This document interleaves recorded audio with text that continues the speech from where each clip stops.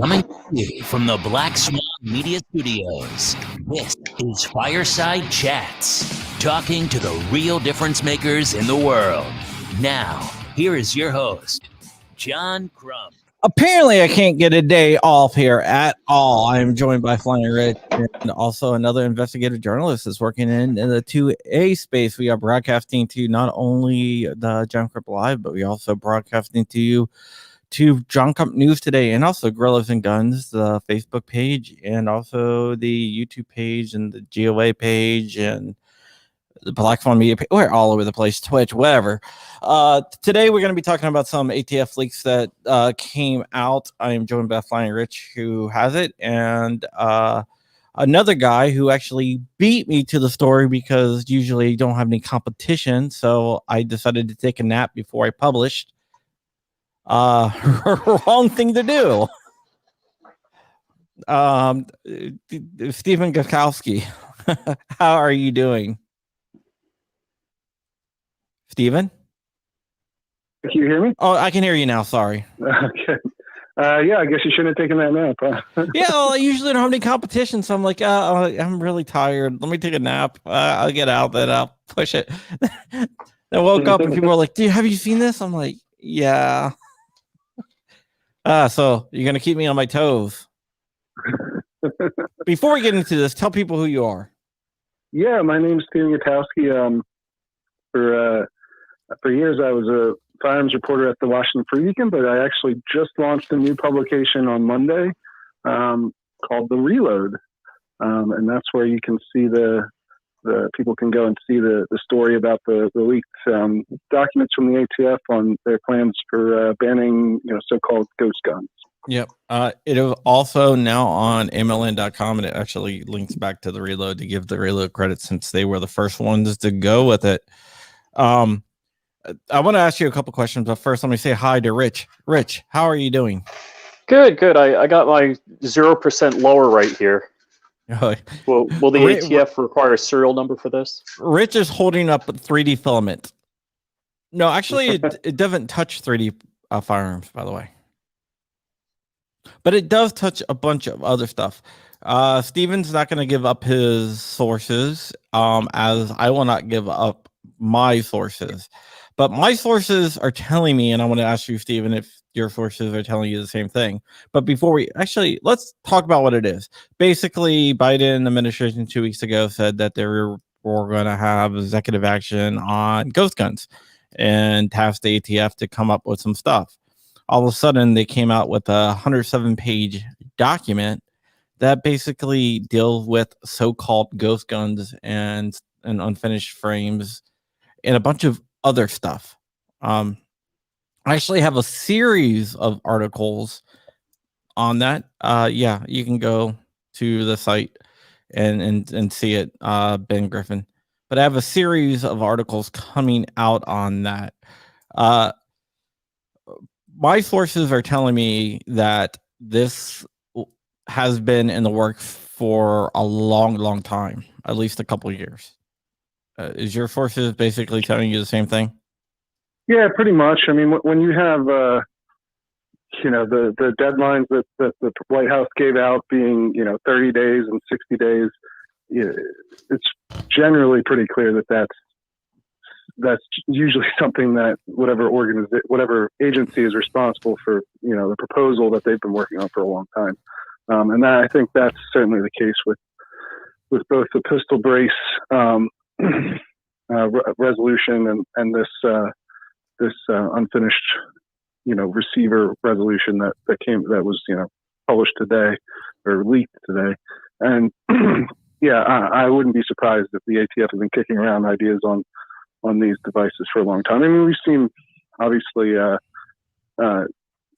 we've seen them kind of do more or less what they want to put down into written word already with the raids on Polymer 80 and some of the other actions they've taken against people who make and sell unfinished receiver kits. Yeah, there's a couple things in there that not only, with Rich, jump in if you have any questions as well. Sure. There's a couple things in there that I noticed. I want to know if you noticed. If you look at the document, they seem to ban all solvent traps.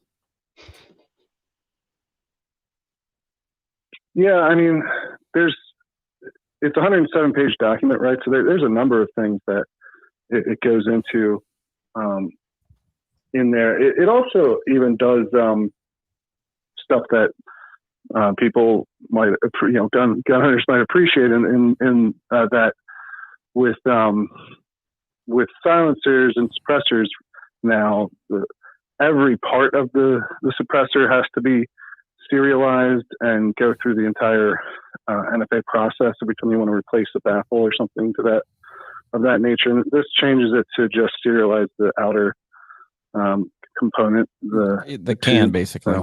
Yeah, which is what people have been wanting for years. So, there's kind of a number of minor changes. Really, honestly, the biggest change has less to do with, unfinished receivers, although that's probably the one that most enthusiast gun owners are going to care the most about. But the bigger change has to do with their definition of what a receiver is overall, because, as you probably know well at this point, the ATF and DOJ have run into problems with how the ATF defines what an AR-15 receiver is, because it just designates the stripped lower receiver as a firearm, as a regulated receiver. And the problem with that is the current regulations that their interpretations based off of say that it has to include a number of features that a stripped lower doesn't have, like a bolt, a breech block, things like that. And as the ATF sort of very dramatically states in this proposed rule, a number of courts have struck that, have basically said that they're going to rule against charges in cases that involve the ATF's determination that an AR-15 lower is a full-fledged firearm, or should be regulated as a firearm because it doesn't meet the regulation standard. And the ATF says that could end up making 90% of guns essentially unregulatable because most modern firearms don't have all of the components that the regulation says are necessary to make up a firearms receiver. They don't have that in one single part, and so you couldn't regulate any of the parts. The way we do it now is we've got the ATF designates one part as a receiver, kind of whether or not it fits that rule, the actual definition, or not, and then all the other parts are just regular gun parts that aren't regulated don't require a serial number and a license to sell and all the stuff that goes along with that. And the ATF is saying, well, if we go by what these courts are saying about our determination on the AR-15 lower, then 90% of guns you're not going to have a single part that's an actual receiver. And so they want to change the definition of what a receiver is and basically give themselves a lot more flexibility. And then so that's probably the bigger thing, because it's changing decades worth of law that could, in theory, could have an effect on basically every gun crime out there. And so the unfinished receivers part is, I think, probably to the ATF a less, even though that gets emphasized on the political side, it seems like the lesser priority in this regulation. Yeah. But it's still big. Yeah, that is still big. Another question I have is the SIG P320 and P350. It talks about how the serial number has to be exposed on the outside of the firearm. Yeah. For guns like that, how do you think that's going to work? Just do you think a window will satisfy that, or do you think that they're when I read the regulation, or at least when I read this proposal, the impression that I get from it is, here's the ATF saying that being forced to change stuff that they don't want to change, that they think is fine the way it is, more or less, outside of the unfinished receiver stuff. The rest of it just seems like, well, these courts are backing us into a corner because, they're not happy with the way that we just decided to go beyond what the regulation actually states. And we think the way we do it now is fine. So let's write some regulations that let us more, explicitly do exactly what we're already doing. And you can even make that argument with the unfinished receiver stuff, like I said, about how they were already going after Polymer 80 and others before this regulation was put into place. But basically, you read through it and they say, we're going to set these standards to be extreme. And the ATF loves to do this, as you probably have noticed over the years. They want to set really broad standards, and then just basically apply them, however, to the put the line wherever they want it to be. You know what I mean? Like, so the standard for the new standard for unfinished receivers is they want to add a provision that says, firearm is also similar to how machine guns are regulated now, that anything that can be readily converted into a firearm receiver has to be regulated as though it is a firearm receiver, right? Yeah, in the time, so, it's not readily convertible to me would be like a couple minutes, like 2 minutes, maybe. Theirs is like a lot Coat longer. hangers are illegal? Well, coat hangers, yeah. Well, that's the question, right? So if you read the like definition of what readily convertible, what they want to define readily to mean, basically they lay out these standards, but they're all subjective, right? It's like the time, the effort, the expertise involved, the tools required. All that are the standards that they're going to go off of, but they don't give you like an actual hard limit to it. And so instead, what they do is they have a bunch of footnotes that point to some court cases involving, machine gun receivers and the standard for readily convertible in that, for those devices. And, they just give you a listing that really ends up being pretty broad, almost to the point where there's no limit, because, they cite a case where apparently a court ruled that up to 8 hours with the use of a full machine shop was still considered readily convertible. And so if you apply that to something like an 80% AR-15, or really if you apply that to an AR-15 lower, I mean, how long does it take to make an AR-15 lower out of a block of aluminum or steel or whatever? If you have a mill, it doesn't, probably not that long. And so it depends on how fast your CNC mill is. Pretty much. The one I have, it can turn out lower in like a couple hours. But you're talking about a ghost gunner. You're not talking about a full blown mechanical CNC mill that a machine shop would use. Yeah. Oh yeah. Yeah. I got tons of stuff, Rich. Oh, I'm impressed. I'm always more impressed every time I talk to you, John. Yeah, I got my whole workshop. Although that I have like 3 printers down in my print farm that I got to get parts for. So I'm looking at, I don't know if it's page 19 or page 20, but it says in recent years, individuals have been purchasing firearm parts kits with incomplete frames or receivers, commonly called 80% receivers, either directly from manufacturers of the kits or retailers without a background check, record keeping. Some of these kits contain all of the components necessary to complete a functional weapon within a short period of time. Some of these include jigs, templates, instructions, drill bits, and tools to allow the purchaser to complete the weapon into a functional state with minimal effort, expertise, or equipment. Weapons parts kits such as these are firearms under GCA because they're designed to or may readily be converted to expel a projectile by the application of an explosive. Yeah, that's like a buy, build, shoot kit. Basically what they ready polymer 80 over.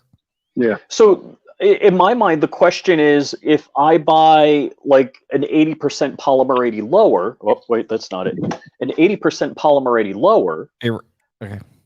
and I bought, you know, it didn't come in the same box, like the jig for it didn't come in the same box, or the drill bit didn't come in the same box, is it still, you know, in violation? If I ordered it from the same company and the parts came in separate boxes but were one shipment, you know, there seems to be a bit of a mincing of words. Yeah, well, see, you know what it reminds me of? Because you're right, that it's like not entirely clear. And so it reminds me a bit of what the ATF was proposing last fall with pistol braces, where it was like they weren't directly saying that every gun equipped with a pistol brace that has a barrel shorter than 16 inches is absolutely an NFA item. They were saying they all could be, maybe, that the ATF would have to individually look at all of them to determine. And so I think that's kind of what they're saying here.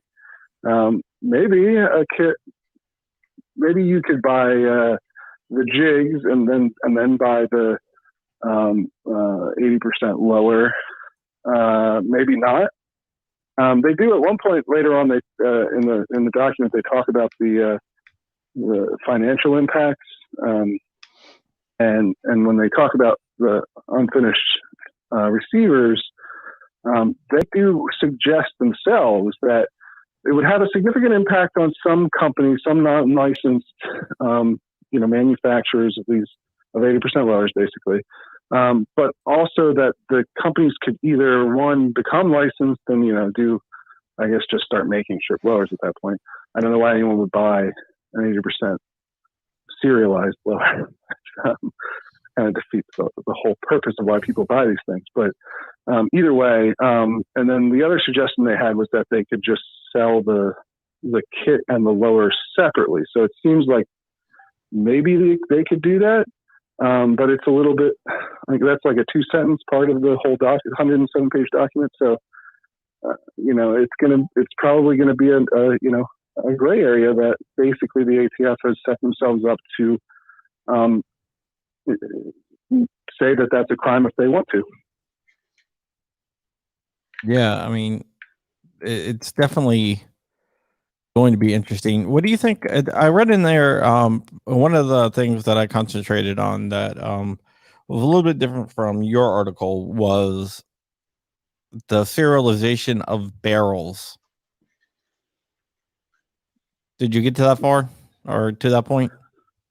I don't remember that part specifically. I know that they talked about like not wanting to have to burden the industry by over serializing all kinds of different things when they were talking about split receivers and stuff. Like I know that they're trying to update the definition of what a receiver is, right? So that it fits things like a P320 whose receiver is basically just a little skeleton that goes inside a plastic casing, or even AR-15 whose receiver is split in half. And so they basically the rule that they have lets them say that pretty much. So for an AR-15, for instance, they could, if they wanted to, they could rule that both the lower and the upper receivers are receivers under this rule and make everyone serialize both of those parts. Now they said they don't want to do that. They just want to keep everything in place that they are, how they're already doing it. But essentially would give them power to serialize more things depending on what components are attached to them. So, but I didn't see I don't recall the part about barrels. What does it say? I would have to look it up. Again, let me roll up my document. I'm kind of going through this. No, it just says that they should be serialized to match the serial number of the firearm. So then the question begs is, when I go to the FFL, if I buy an AR-15, is it two 4473s or is it one 4473? I think it's still one 4473 3, but the serial Well- number would have to be matching. Now, they actually did this to Walter Keller. He builds a 50 cal bolt action upper that goes on an AR-15 lower. And, you know, the ATF is now requiring him to serialize that, and you got to go through a 4473 to buy that upper. And that's Safety Harbor Firearms. Yeah. So that's Safety Harbor Firearms that Rich is referring to. Basically, he has to serialize the bolt action part. But yeah, I mean, this whole thing is kind of crazy. A lot of the stuff that they have done, but we knew it was coming. I reported back in I think November now that this was coming down. And it did come down, so we knew it was coming down. So I don't think that is anything that's a surprise. Most of the stuff in there I kind of saw coming down. In there, it does highlight the number of homicides done with so-called ghost guns over the past 4 years. And homicides and attempted homicides. Yeah, homicides and attempted include a lot homicides. of not homicides, I would imagine. Yeah, homicides and attempted homicides. And also, if you don't know, the ATF lumped in self-defense cases in there as well. Figures. So it said there was like 357 of the past 4 years, which, you know, there's 17,000 murders in the country a year. So that's really not a lot. They really keep it vague. Do you think that they're still trying to go with the if you know it when you see it approach? Yeah, I think absolutely. I think the ATF's goal is always to give themselves as much latitude as they possibly can, and then sort of decide internally how they want to actually enforce things. So you know, if you read you look at that rule that they're proposing for what the new regulation of a firearms receiver should be. It could in theory include just the castings that a factory makes before they do anything to finish a receiver, because if it takes you less than 8 hours with access to a full machine shop to complete it and an instruction guide or a video, then according to the ATF, it seems like that could make it something that you can't sell without a federal firearms license and without it being serialized. So, but then at the same time, what they want to do is basically just keep with how they've been doing things. Like they want to write a rule that's as broad as they possibly can. It reminds me of federal firearms licenses and what in the business means, right? Because if you need to obtain a federal firearms license if you're in the business of selling firearms, right? But what does in the business mean? Well, generally speaking, it means you have to make a profit, make a living selling guns. It has to be an actual business venture.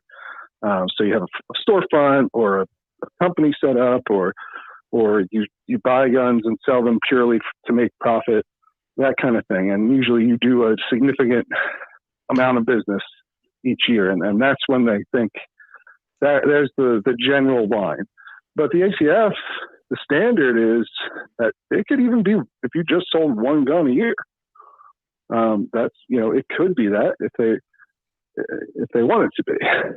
And that's what this all reminds me of. So, yeah, that block of aluminum could be a firearms receiver if the ATF feels like they want to get you on that today. But for the vast majority of people, it's just going to be the same line that it's been all along, and maybe you can't sell it in a kit. Yeah, were you surprised that they didn't go after the upper receivers as much as they did, and basically so we're just keeping it the same? No, because I think they don't want to create more work for themselves. you know, that's another thing to consider with the ATF. The ATF is not that big. They already don't have enough resources to do the stuff that they're trying to do now.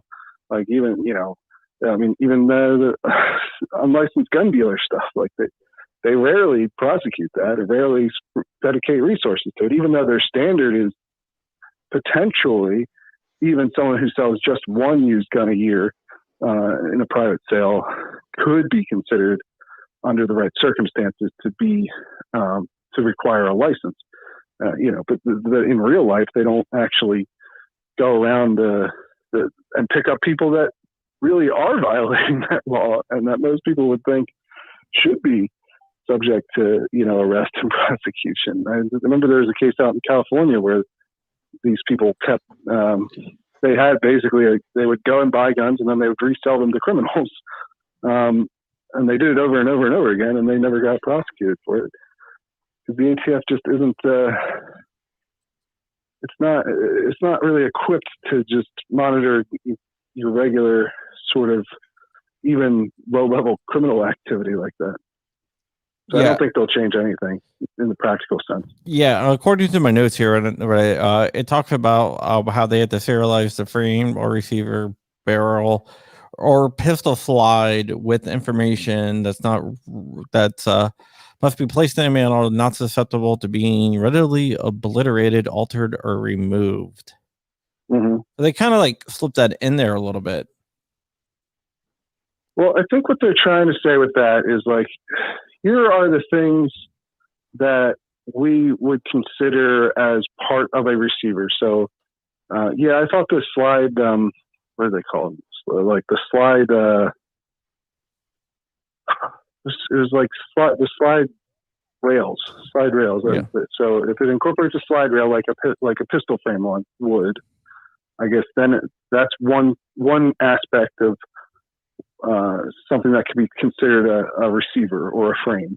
Right? Yeah, that's on page 24, I believe. Right. So they're listing like the things the features that it used to be you have to have all these features in one, and that's the problem is that something like an AR-15 lower doesn't have all of those required features in one piece or one part, and so the ATF decades ago just said, "Screw it, we'll just pick the lower receiver and say that's the firearm, that's the regulated part." And now judges are looking at it and saying, wait a second, this doesn't match with what the actual rule is, you know, on its face. And so now the ATF is annoyed. They come off very annoyed in this document at these judges. And so basically they're saying these judges are going to, you know, destroy the country and make it impossible to regulate, to enforce any gun laws. So fine, we'll change the regulation. And so now they want the regulation to be just what it used to be. A bunch of those components together is a receiver. Now they're saying any one of those components, like the trigger mechanism, the slide rails, the hammer, or the striker, or the firing pin, any one of those components by itself can be considered, you know, embedded into a part, can be considered a firearm receiver.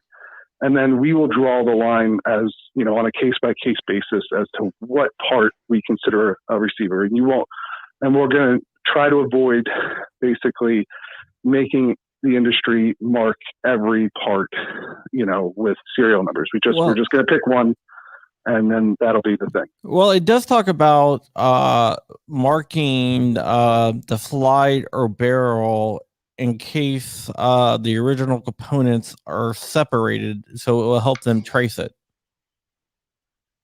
On page 38. Hold on. It's towards the bottom. It goes to page 38 and 39. Yeah, I'm looking at page 40 right now, and it's where does it say? They're talking about complete weapons or complete muffler or silencer devices, as defined in this rule, would be allowed to be marked up to 7 days from completion of the manufacturing process. It's like, really?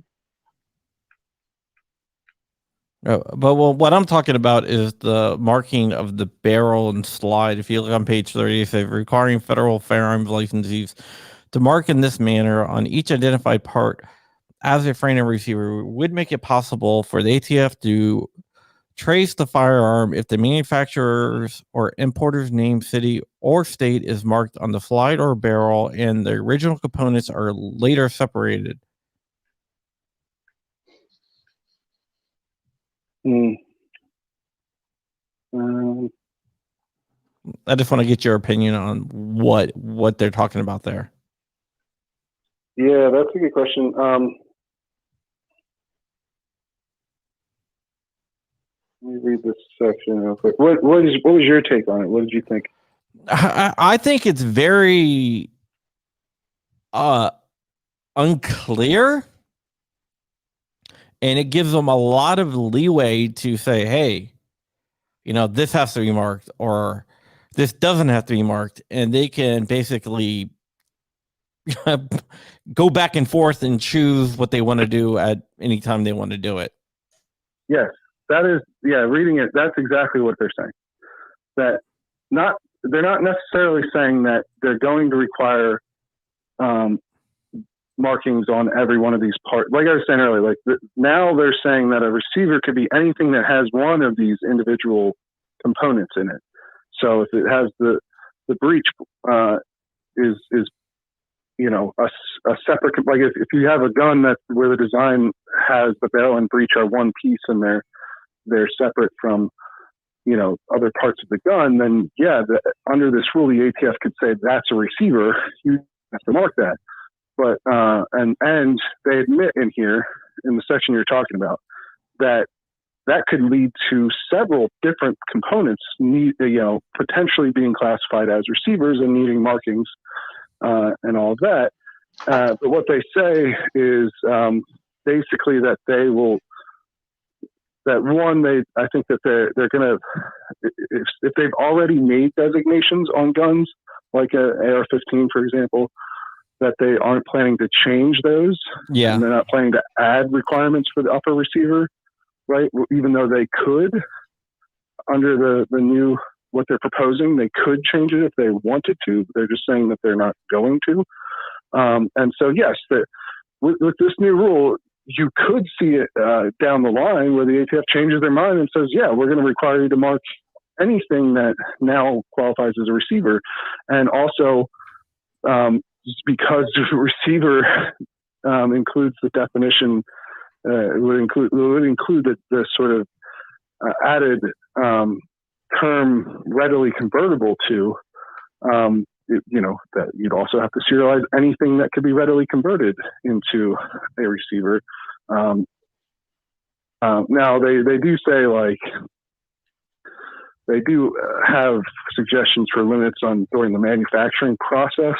So they're not going to make Smith & Wesson mark, a half finished receiver just because it takes an extra week to get it through the factory process or whatever, and it sits for a week or something like that. As long as it's still in the factory process or whatever, and you're not being sold yet, you don't have to immediately mark every piece along the manufacturing process, even under this rule, even though technically it would be it could be considered a firearms receiver could be considered readily convertible to a firearms receiver. But yeah, so there's a number of things where they're trying to set up a standard that allows them to do almost anything they want. And then they're saying, just so that the courts can't bother them more or less. And then they're saying, but we're not actually going to go that far. We're just going to do what we've been doing, basically. Yeah, it's for most of this. Unless you are planning on making it suppressor, then you might be kind of screwed. Well, you might be screwed anyway. I don't think they would they'd want you doing that under current regulations anyway. No, but even if you want to form one suppressor, because basically it's the whole thing is stupid. And they've been working on this for like 2 years, since like 2018 is when they started having like closed door sessions about it. And I've been getting bits and pieces of it out there.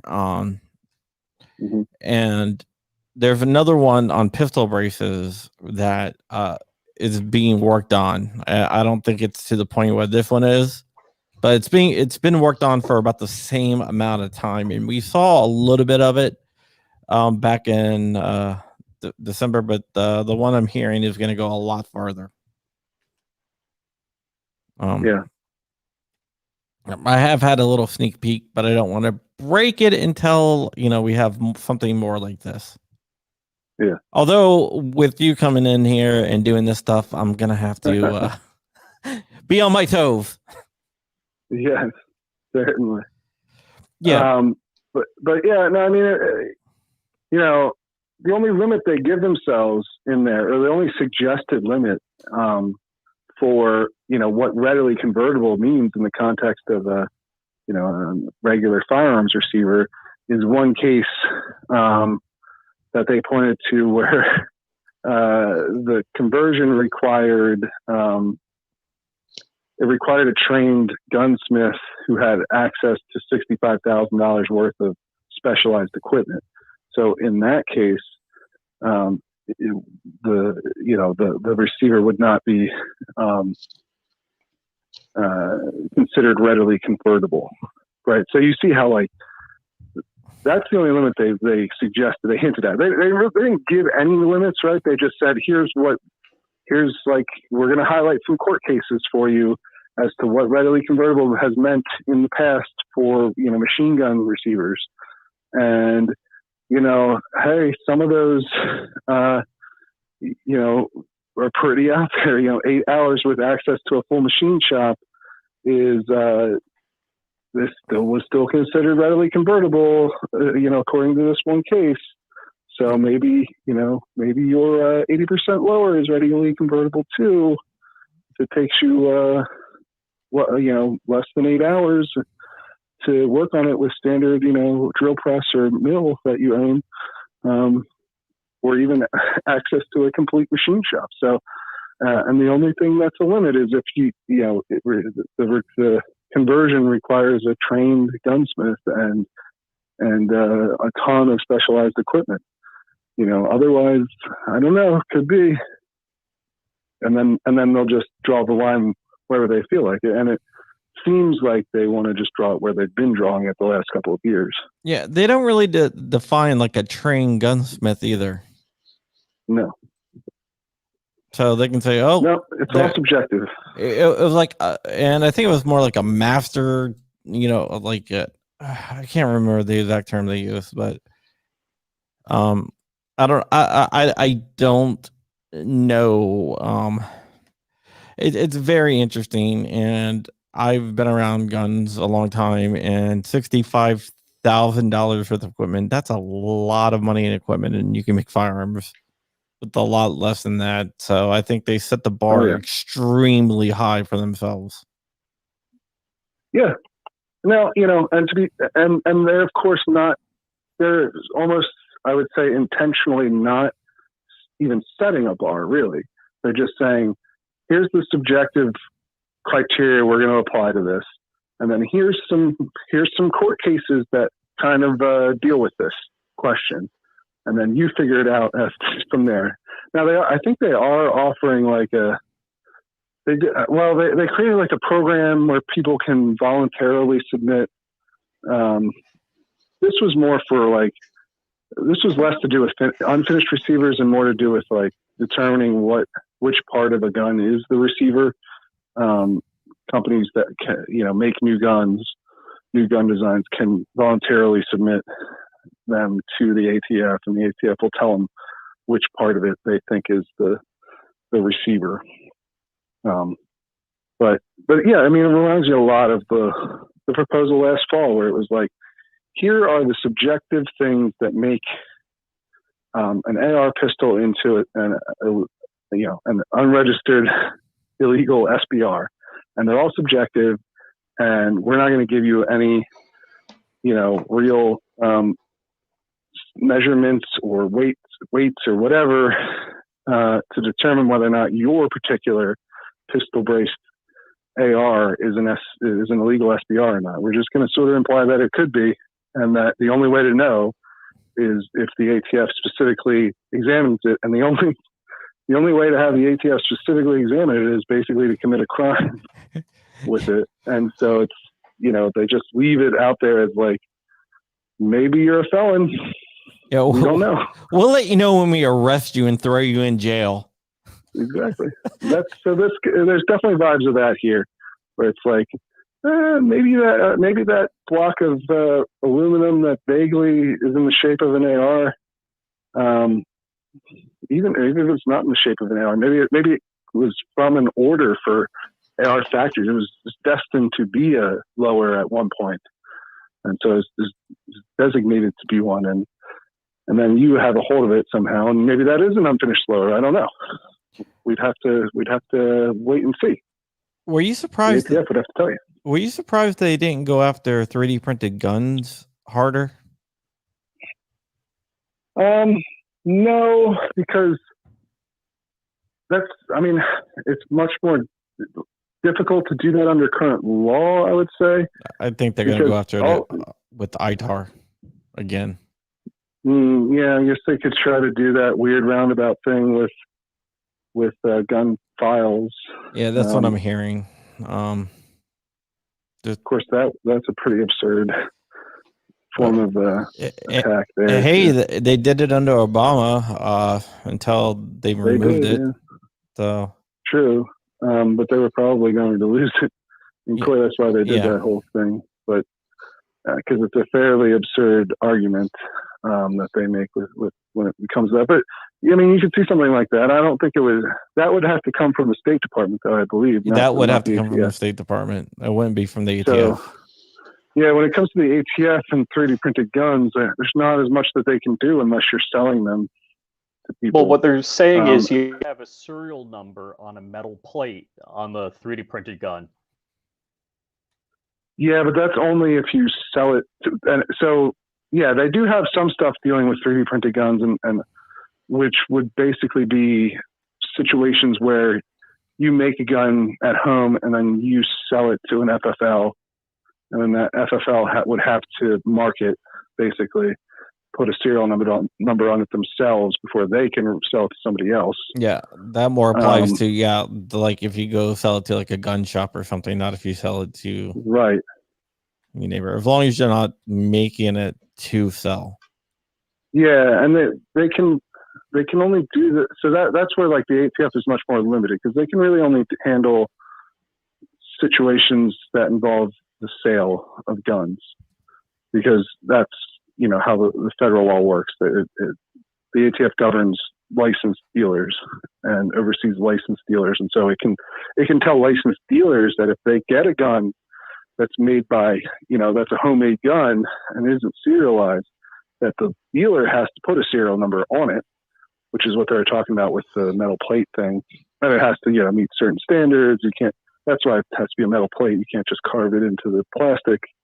But that's what they require for polymer lower guns already anyway. Your Glock has a little metal plate on it somewhere with a serial number. So they're just saying, well, you're going to have to do that with any homemade guns that you buy to resell, which I don't know how common that is anyway, but and then but otherwise, if you're making the gun for your own personal use at home, the ATF really has no role, unless you're a prohibited person, in regulating that at all. There aren't regulations on that. There haven't been for the entire history of the United States. Well, that wouldn't stop the ATF usually. Do you think this is going to satisfy the anti-gun groups like the Everytowns and the Giffords and all those? What's funny though? There is Everytown gets mentioned in this. I don't know if you saw that part. I actually didn't highlight this in the piece, but they talk about at the end. They review like different alternatives to what they're proposing, and they talk about why they didn't go with those alternatives. That's why I brought it up. Yeah, one of them was the Everytown proposed something. They don't really go into detail about what Everytown proposed exactly, but basically the ATF said that what Everytown proposed wasn't broad enough. So this is actually broader than what Everytown had suggested. Yeah, Everytown. I have that somewhere. They were just going after basically polymerides and not much else. Now they make it sound like it was pretty close to what Everytown wanted. Yeah, because the thing that they say wasn't. They just basically said it like didn't like, because they talk about how they're like trying to write a regulation that could envision future innovations, so that like, because the problem with the one they have now is that it's out of date basically, because I don't. That's their argument essentially, is that like this was written a long time ago when firearms receivers, were all one piece and had all these components, and then, but of course, they also talk about the 1911 in there, which is a 100-year-old design that also doesn't contort with the current regulation according to the ATF themselves. So unless this regulation was written in the 1800s, I'm not sure that their argument holds as much water. But either way, they wanted to future-proof their regulations, and so they made a comment, I believe, about how Everytown's proposal didn't talk about like guns that don't have physical triggers and stuff, or don't have the trigger, mounted inside the frame, or I don't know. So basically, they said, Everytown just wasn't, their definition of firearm wasn't broad enough for the ATF. Okay, we are also joined by Gorillas and Guns, since we are broadcasting to his channel as well. Safety Harbor Firearms is also out there. We talked about his stuff, and he's saying that he thinks that they're just trying to tell people stop thinking about making guns. Yep. And I'm sure they'd love for people to stop doing that. Yeah. Okay, so we talked about if it's going to satisfy the Everytown. Do you think it's going to satisfy Biden, or do you think Biden just threw this out there that he's going to go after this stuff just to appease his base?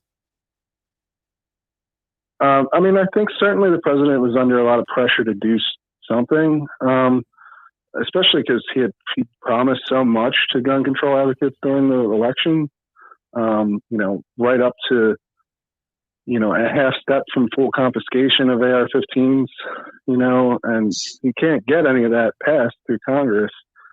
So the only real alternative for him is to, they're probably not even going to get universal background checks passed through Congress. And I'm hearing that the more aggressive stuff, there's almost no way that they can find something that 10 Republicans are going to vote for, and Manchin's not going to kill the filibuster, so they're stuck. So the only thing you can really do is, executive actions or executive orders. This isn't even an executive order. This is just an executive action. It's basically just saying, hey, DOJ, please do this. Yeah, it's nothing signed or anything like that. Right. And so, but, DOJ with regulation has a lot of leeway, as we saw with the bump stock ban, right? And so that, there's still significant things that they can do, like this proposal that we're talking about. And I think he was under a lot of pressure because he promised to do that stuff on the day one, and he didn't. I think he kept delaying. He didn't even. I was kind of expecting he might do something the day of one of the recent mass shootings, but he waited until after that. It's because the timing got kind of weird. He just sort of did it one day. But yeah, I think it was a pressure relief valve type thing for him and for Democrats generally. Because the gun control people were fairly happy. I think Chipman too, nominating Chipman was something that the gun control groups view as a big win. Do you think he's going to get through the confirmation period? No, he has a lot of baggage. I don't think he's going to get confirmed, which is why I find the gun control groups being so happy about his nomination to be a bit odd, because it's like purely symbolic things. There's almost no way he's getting confirmed. I don't know if you saw the article I leaked about I had some document. It wasn't really leaked, but I found some stuff he wrote, internal documents for Giffords, where he basically makes the argument that guns with detachable magazines are basically machine guns. And if anybody has that view, and that got sent to a bunch of through my contacts at GOA, got sent to a bunch of senators, so they can see how extreme he was. So yeah, I mean, and that's That's the thing extreme. about him is like, I mean, even beyond like the specific policies that he's put out there, because there's that, which is obviously really extreme as far as the gun control position goes. But and then he also had the weird conspiracy theory about Waco, claiming that the Davidians shot down 2 Texas National Guard helicopters, which is just not true. Yeah, with 50 cal Barretts. Did he ever retract that or clarify that? I can't find where he actually talked about it ever again after saying it. No, he just sort of said it on a Reddit thread back in 2019, and then it was like a weird one-off. He was trying to claim that basically, we need to ban 50 cal rifles. Well, and so he said that they were used to shoot down helicopters, which isn't true. In the document that I got from they wrote the internal document for Giffords that I leaked, he actually talks about how 50 caliber is a national security threat because they can be used to shoot down helicopters and shoot radar dishes. Right. Which is I have which no is idea. a very common problem in the yeah, I mean, United States, but I've never heard of anyone shooting radar dishes with 50 cal. Yeah. I don't. It's just like a weird obsession that he seems to have. But beyond that, like even if he hadn't said a bunch of stuff that is extremely controversial, like he works for a gun control group right now today. Yeah. So nominating him to be the head of the ATF politically is probably a non-starter anyway, especially in a 50-50 Senate that like this with a number of moderate Democrats in there, because it's kind of like, and the NSSF has told me this publicly. It's like if Trump had tried to nominate Wayne LaPierre to run the ATF. Like, it's just a non-starter because the politics of it are so blatant. You're taking an agency that's supposed to be a regulatory agency and turning it into essentially a political agency by appointing someone like Chipman, because yes, he was an agent years ago, over 10 years ago, but in that time that he's been retired, he's been extremely politically active as a gun control activist. He's worked for numerous gun control groups, and he currently works for a gun control group. So nominating him to run the agency that's something you could do if you had like 60 hardcore liberal Democrats, but 50 Democrats with a number of more moderate, or a number from more moderate states, more purple states, or even red states like West Virginia, which is has turned more red recently. That's a lot harder ask. Yeah, it seems like a lot of it is just political theater, which I guess that's what it is, right? What do you think about? Still hear me? Yeah, I can hear you. Final question for you, then I'll let you go. What do you think about Regina Lombardo retiring?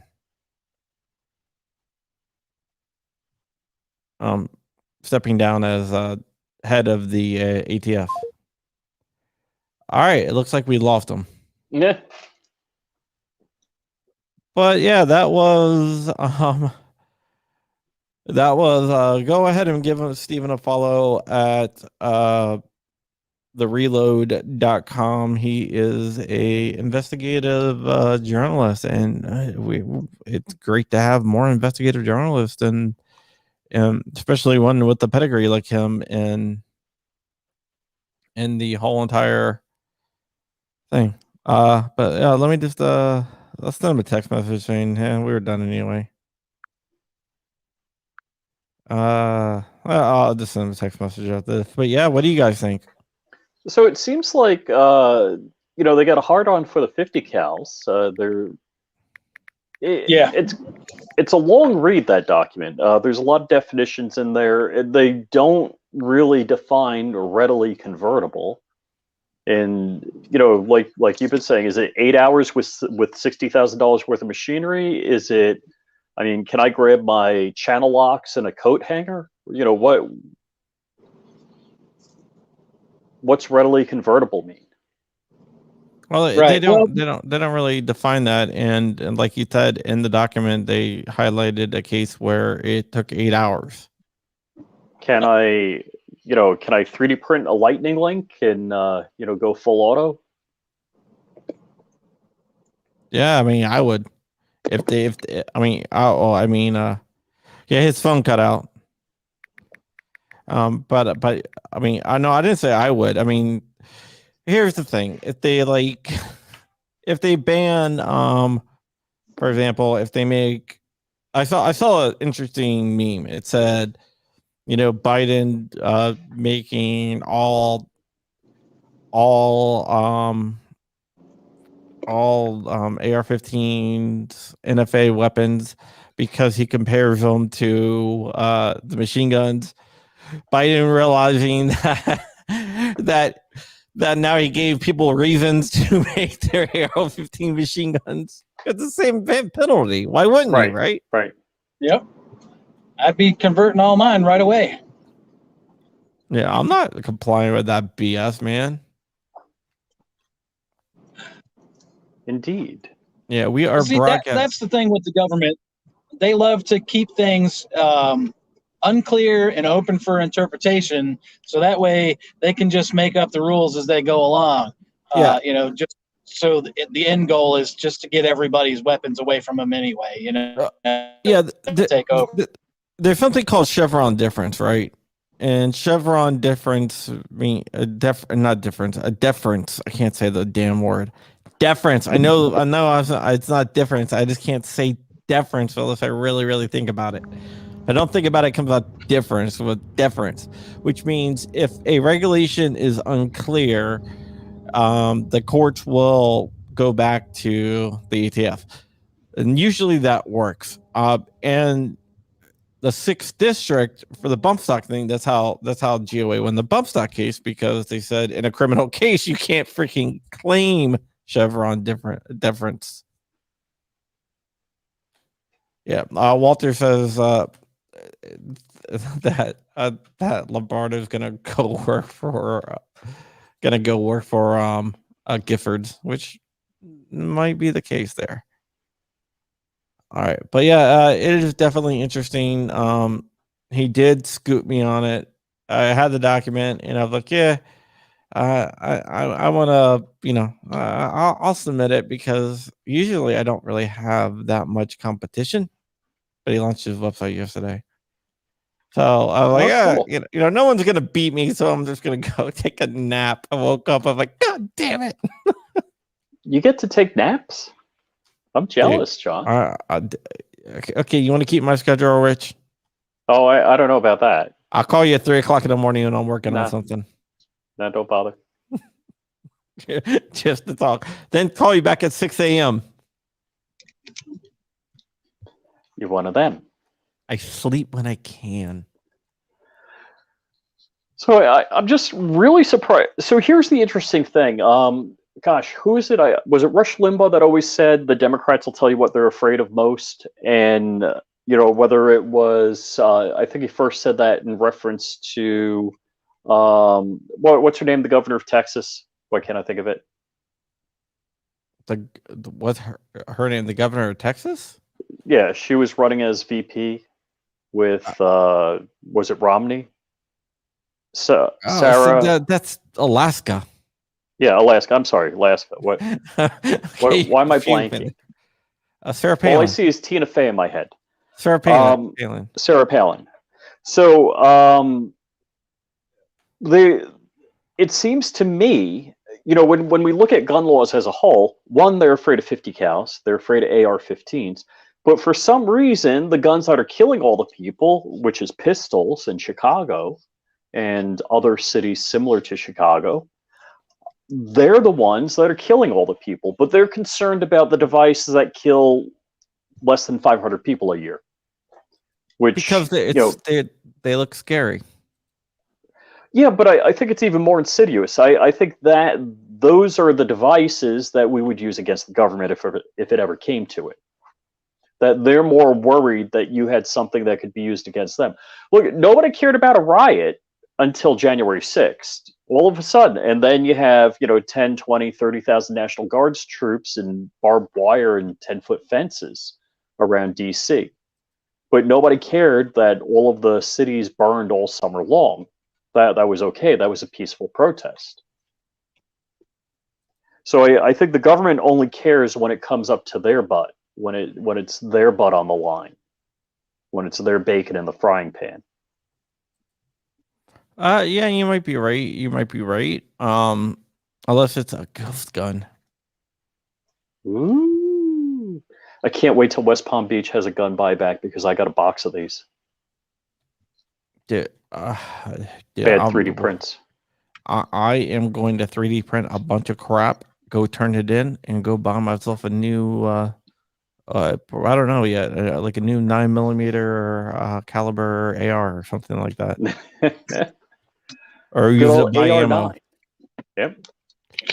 I don't have an AR-9. Out of my Really? 150 ARs, I don't have an AR-9. Somebody does have more ARs than I do then. Yeah, I got 150 of them. Dude, I don't have. If I had 150, I don't. Well, all right. If I kick my daughter out of the house, then I have room for them. I mean, I have 150. I don't know. I put it this way. I stopped counting at 150.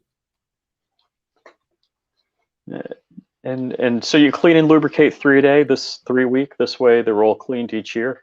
Yeah, basically. That and my and I got like 200 pistols. Dang. So it takes me a long time to clean. You need a firearm channel. I know, man. No, man. I got Gorillas and Gunsling. I got them all. I got an old like 1930s single shot shotgun back here that I'm going to gift to Silverback. Oh, cool. I have a plan for you to do it, and I have contacts for you to do it, and I'll fund it. All right, and you get to keep it. I want it to because it kind of looks like it's like very long. Oh, let me grab the barrel. That's what you said in the van. Yeah, this is the barrel. No, I did not say that in your truck. This is the barrel, so it's long, and you said that too. All right. What I want you to do, I got a custom woodworker that will do a Mandalorian type stock. Oh, nice. And I have a welder near you. So if you want, we can collaborate, and you can keep it too. All right. And we'll turn it into a Mandalorian style single shot shotgun. That sounds pretty fun. Because I have the custom wood guy and I have the welder. Okay. Custom wood guys in West Virginia, does a really great job. Hudson's Woodworking, and my buddy, he's a welder and he lives down near you. He lives down near me? Mm-hmm. Okay. All right. I wonder if I already know who he is. I don't think so. He's not like he does it, but he's retired vet. Okay. So, but yeah, we're gonna build a Mandalorian themed rifle. And you can keep it. Or a cooler thing we can do, if you like, is we can auction it off for a charity of your choice. Right on. I think we'll do that. Yeah. What do you think, Rich? Oh, sounds good. I mean, you did good with the last auction. That worked out nice. Yeah, we raised $2,000. I want to thank Cody out there. Cody is out there. We raised $2,000 for that, which was awesome. It was awesome. We've also given away a Canic handgun to a single mom Nice. and paid Which for her model was it? training. Like I think it's like a TSP 9 or something, like TPS 9 something. Yeah. Okay. TF9. Very good. Yeah, it's why now I can't say it. It's like TPS. I know there's TPS in it. I got two TPS of them. 9. Yeah, I think it's a TPS 9 or something like that. It's Thank probably you, Canic. TP9. TP9. That's it. TP9S. Yeah. We got hooked up on a deal on that one. That's why we went with Canic. We were gonna go with a Glock, but we got hooked up on a deal that let us do it. And I paid for training and got her trained. Oh, good deal. Nice. So I want to start doing more stuff like that. More charity stuff, more than what I already sounds do. good. I do a lot of charity stuff, Rich. Oh yeah, yeah, I know. Speaking of What? charity, whose T-shirts are selling more? Are there more Gorillas and Guns T-shirts selling on Black Swan Tactical? Yeah, Were definitely there- definitely more gorillas and guns. Not the Flying Rich, huh? It's Not not the bringing in the Flying- money. No, that was, yeah, but not like gorillas and guns. Gorillas and guns have his own shoe line. That's true. Even though I haven't sold a pair, I actually sold one pair. You did. Yeah, they were comfortable, man. I bought them. Oh, you got 'em. All right. I gotta get a pair myself so I can have my own gorilla feet on. I should. I bring like them. down. They're cool. Yeah, man. So anyhow, anything sold at Black Swan Tactical goes to charity. 100%, 100%. Even like the shipping I cover out of my pocket. Wow, very nice. So And all of John's books. all my books, the hell goes to charity. I get another book that's gonna be coming out probably this summer that Percy's gonna go to Make-A-Wish. All my writing goes to charity. Throw on my Patreon. Actually, I did use some of my Patreon money, which I told everyone that I was going to use. And where the hell is it? I can't find it. I moved it. But yeah, I bought some really cool road stuff. The Road Go 2. And I'm going to be bringing that to the IV8888 shoot. Now, is that a microphone? What is that? Yeah, it's a wireless microphone. You can plug it in the lav, or you can stick it on a handle, and it actually records to. Let me grab it. Hold on. Scott, are you going to be going to the Iraq Veteran shoot? I don't think I'm gonna be able to make it this year, unfortunately. I just don't have enough time to plan for it all and get the couple extra days off of work. Dang, I thought you owned the business. You don't own the business? Oh no, I don't own the business. So check this out. So this is the Road 2. It's freaking awesome, and it actually can act as a microphone for your computer too. I mean, you have the Unless you drop receiver. it. Yeah, you have the receiver which plugs in.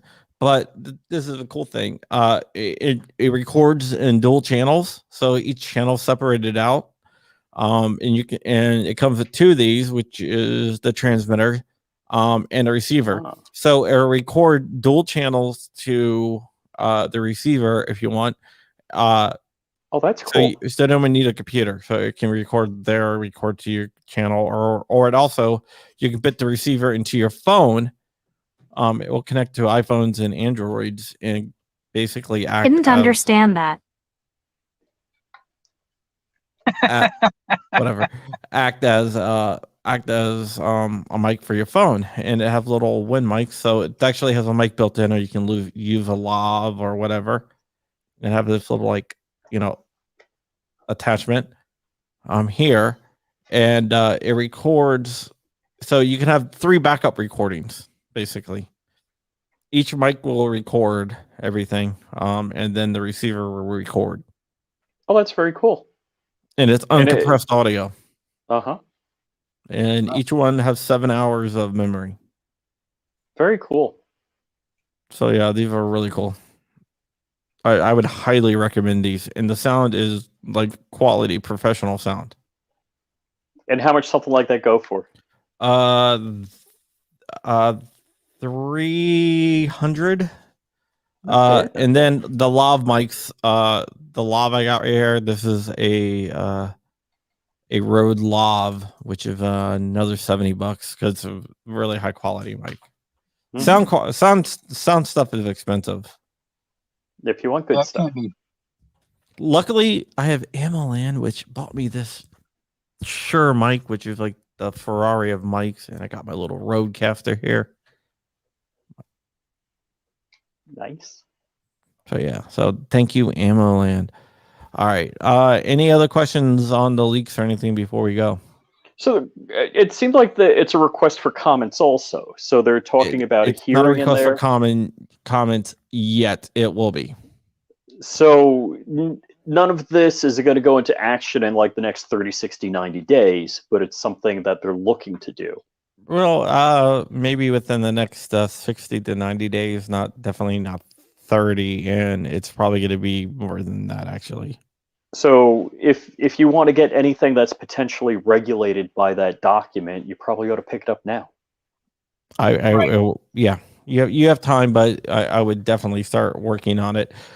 They did promise the industry that they've already. I reported on a leaked meeting between 60 members of the industry and the ATF, and another leak for you guys right now is that they did promise to meet with the industry one more time, but at the same time, this document wasn't supposed to be written until after that. So. Aha. So I don't know about that. And then it's going to go to a comment period. And the comment period is we're going to be able to blow up their comments again and maybe back them down a little bit on some of the stuff. Because some of the stuff is really bad, especially if you want to build like a Form 1 suppressor. I would definitely get everything to do that right now. Because And what do you explain to people what a Form 1 is? a Form 1 when you're going to build suppressor it is like yourself. you build a solvent trap, you get buy a solvent trap or whatever. You can submit your Form 1 and get it, or buy from a company that don't require Form 1, whatever. Right now, it's legal to buy that as long as nothing is drilled out or dimpled. And make sure you buy U.S. products because the stuff from China usually gets seized and the ATF is going to show up at your house. Don't you have to get the Form 1 first before you buy any of the parts? No, you don't. If your intention is not to build a suppressor. Okay. Right. Like if you build the stuff and I'm just buying this solvent trap here because I'm going to trap my solvents, then you say, you know what, I really don't like this. Let me make it into a suppressor. Then that's totally legal. Wow. That's why you don't want to buy anything with dimples or anything like that if you're looking to buy a solvent trap to catch your solvent, because the ATF will show up at your house. So you don't keep your solvent trap and core plugs in the same room. No, yeah, well, the core plugs, exactly. But according to this document, the core plugs, you're not going to even be able to buy, even if they're not drilled out.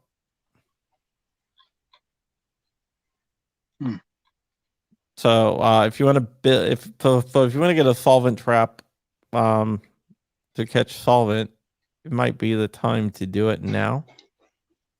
Do you have a lawyer that's screaming right now? I'm gonna head over to Napa right now. Right. What was the Napa part number for that Wix filter that you need? 4001. That goes on Miatas. Napa Wix 4001. Yeah, don't anybody buy that. That's Oh no. John Don't buy Peterson. that.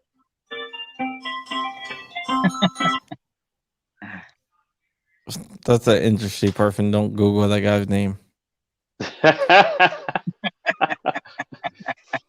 Donald Trump. Yeah. No, I haven't talked to Donald Trump in the last few months. Now there's a Napa Gold, the Wix 24001. I don't think that will work. for And a you good can get it on salvation. Amazon. Maybe that will work then. But yeah, so that stuff is what's going to be turned out, and it just depends on what's going on.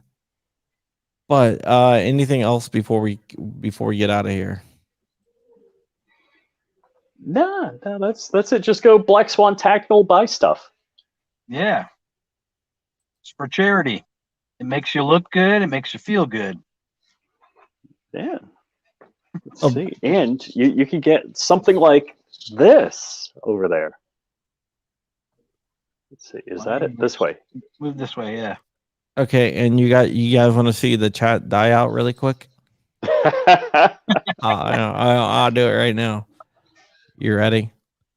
All right, let me start playing the outro music. All right, guys. This is Black Swan Media Group. We are our Black Swan Media Group members. Besides Rich, you can join the party if you want. And basically, we just support each other. My name is John Crump. I'm the Virginia Director of Gun Owners of America. I'm an investigative journalist with AmmoLand.com. I keep an eye on the ATF, FBI, and all the other organizations that want to violate your rights. I also keep an eye on the industry to make sure they're not trying to screw you over. For everyone out there, before I kick it over, Brownells has ammo in stock. All right. That's why I was late getting on the show here. I was stopping at a new little ammo shop in town, picking up some supplies. Oh, hey, beware of ammo scammers. I see almost one every day on Instagram. And yeah, they follow me on the phone. Yeah, these guys will follow you. There'll be a gun shop, but they won't have a website. And you'll see like their IG account's 7 hours old, but it has 30 posts. So beware. Or they'll pop up somewhere in the feed, like on a post, and they'll say, "Oh yeah, ammo," and they'll show like a picture of a crate of ammo or something like that. And yeah, you can tell they're just scammers. All you have to do is do a reverse Google search on the pictures. Yep. Yeah, but not everybody knows how to do that. That's true. All right, I'm gonna kick it over to Gorillas and Guns. Gorillas and Guns, since you came in late. Actually, let's go to Rich first. Rich, give us your stuff because Gorillas and Guns have to wait. So, flyingrich.com is everything, but youtube.com/flyingrich, and on Instagram, it's flyingrich_official. All right. Yeah, he's officially crashing planes. All right. Hey, that wasn't me on Sunday. You crashed a plane on Sunday? Saturday, not Sunday. Okay. He's going to be crashing one on Saturday. Yeah. All right, Silverback. Go ahead and give us your stuff. All right. You can find me here on YouTube, Gorillas and Guns. Facebook, same thing, Gorillas and Guns. Also, BlackSwanTactical.com. Buy some shoes, people. Huh? Buy the Buy shoes? some Is that what you said? Yeah, buy shoes. Buy some shoes. Buy some shirts. It's good for charity. Like I said, it makes you look good and makes you feel good because you bought it for charity. And I mean, and every Saturday night, check out me and John, or John and I should say, that's proper English, at the Virginia Reloaded podcast. No, actually, it's not.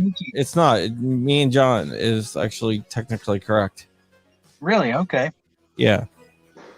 It's check out John. John and I. If you start a sentence like John and I are going to the store. Okay. But if you say check me out, you don't say check I out, right? Yeah. Well, I mean, I only took English as a second language, so. My wife is second language of English, and she speaks English better than me. But that's everybody. Yeah, that is true. That is true. That's why I'm a writer, right? I'm terrible at English, you know. That's right. I'm terrible at it. All right, guys. Hey, Scott. Question. Do you want to do the podcast tomorrow? Tomorrow. Or Thursday. I'll have to keep you posted on that. Or Thursday, because I'm not gonna be able to do Thursday that. might be better because we're trying to set up a meeting. My mom's in the hospital right now. Oh, okay. Never mind. How about Saturday? I'm Sunday, always Sunday, good on Saturday. Sunday. Sunday. How many days are we going to kick this back here? Yeah, Sunday, we do Sunday. I'm good. Sunday.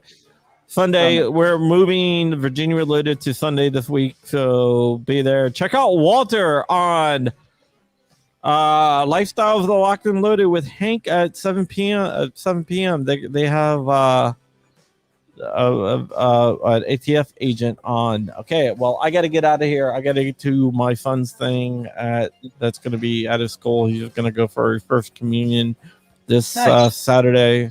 So I got to go to a meeting at the church. Yes, my family is religious. All right, guys.